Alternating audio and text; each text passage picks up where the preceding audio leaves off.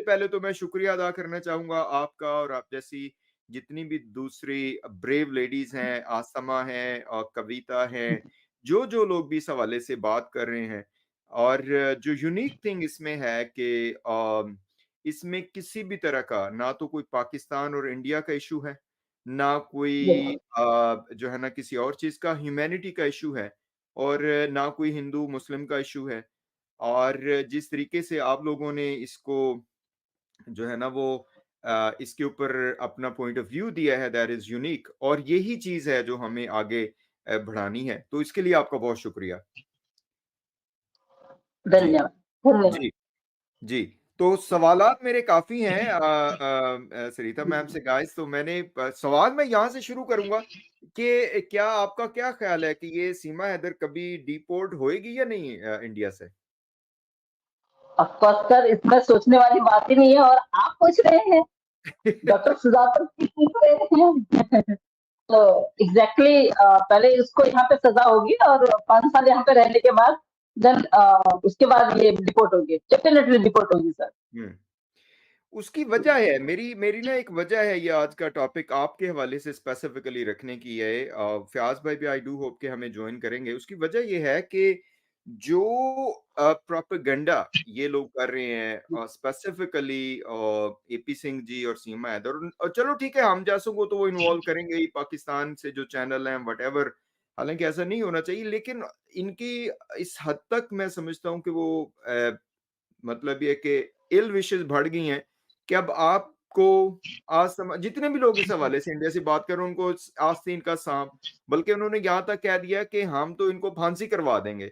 किस वजह से? कि आप जी एक सही बात कर रहे हैं, एक जो झूठ बोला जा रहा है, फ्रॉडुलेंट एक्टिविटी की जा रही है, एक मुलम्मस साजी की जा रही है, एक ऐसा काम कि जो आपस में मिल बैठ के हल करने वाला है और इसमें सरीहन गलती इनकी है, उसको कवर अप करने की कोशिश की जा रही है। जो भी इस हवाले से बात करता है उसको जनाब वो जो है ना धमकियां और पता नहीं क्या कुछ, तो इस पे आप क्या कहेंगे? आई डू होप कि you did not receive those many. जी हाँ, first of all A P Singh ji को ले लीजिए। एपी सिंह जी ऐसा कुछ काम नहीं करते हैं जो लोगों को पसंद आए। शायद जी आपने निर्भया का आपने स्टडी किया होगा, मैं भी किया बिल्कुल होगा। बिल्कुल। टाइम पे तो वो बिल्कुल ही ऐसे हो गए थे कि मतलब हम लोगों को इतना वो नहीं था कि अभी इस टाइम पे आके और इस स्टेज में इस तरह का जो केस आएगा उसमें वो इस तरह से उछाल मारेंगे। हम्म देन जो भी यूट्यूबर्स हैं, जो भी सोशल वर्कर हैं, जो भी इस केस में इन्वॉल्व हैं और वो अगर अच्छी तरह बात उठा रहे हैं, वो एक हम्म तरफ हैदर भाई को बोलते हैं कि वो टेररिस्ट है, हम्म हैदर भाई को बोलते हैं टेररिस्ट है, और उन्हीं के बीवी बच्चों को वो यहाँ पे रखते हैं।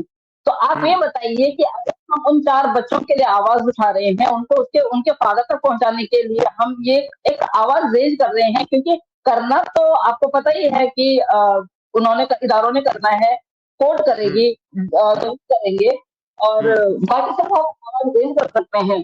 तो उनको ये लग रहा है कि ये लोग ऐसा क्यों कर रहे हैं। और ये जी लोग हिंदू मुस्लिम करना शुरू कर दिया उन्होंने।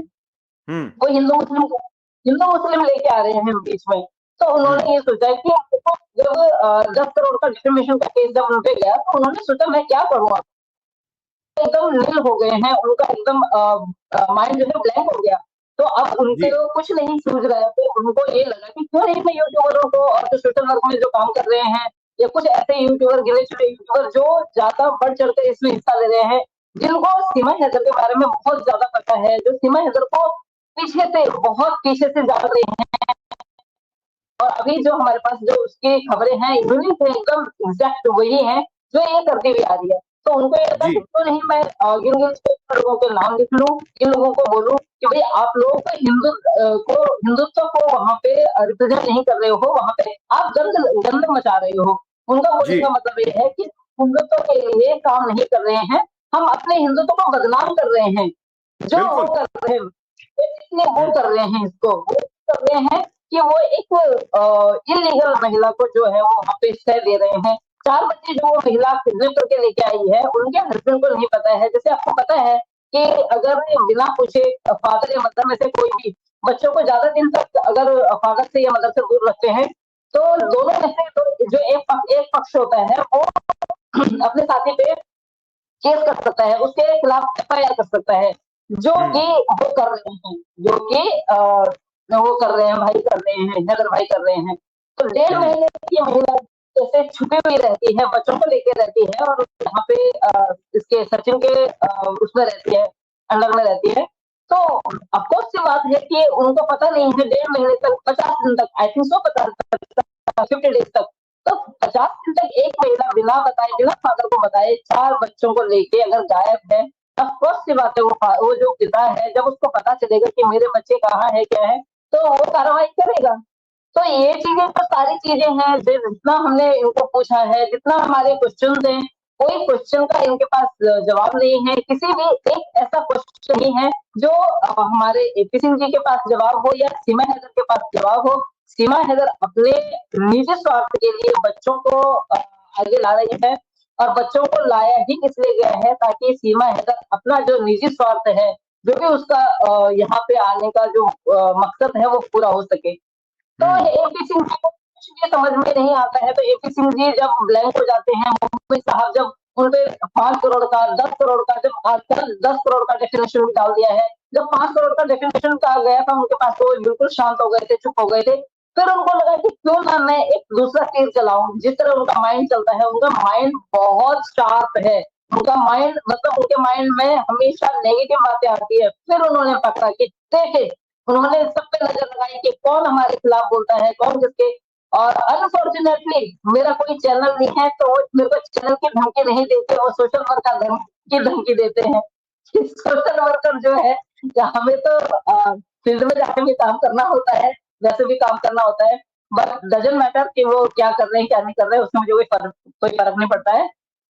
हाँ, मैं ये बोलती हूँ कि एक बार हाथ में उनका नोटिस तो आए, एक बार दे हुँ, तो सही, देखते हुँ, हैं कितने, कौन सा हमने जुर्म किया है, कौन सा हमने नियम तोड़ा है, कौन सा कानून तोड़ा है, किस कानून तोड़ने के उस पे वो हमें सजाए मौत का ऐलान करते हैं या उम्र कैद की सजा करते हैं। रीजन जेन्युइन होना चाहिए। हम मरने के जी, लिए भी तैयार हैं, अपने देश के लिए मरना भी पड़े तो हम अपने देश के लिए मरने के लिए भी बिल्कुल पीछे नहीं होंगे। लेकिन हम तब तक ज़बरदस्त। मरेंगे भी नहीं जब तक उन 4 बच्चों को उसके पिता के हाथ में हम नहीं देख लेते। मोमिन सर जब तक उन बच्चों को उस पिता के सबूत नहीं कर देते, तब तक हम मरेंगे भी नहीं। और मैं सच में, मैं तो कई कई बार इस चीज को इतना सीरियसली नहीं लेती हूँ, मैं मजाक में लेती हूँ। आप अगर फियाज सर की लाइफ पे जाएंगे, हमने एक इतना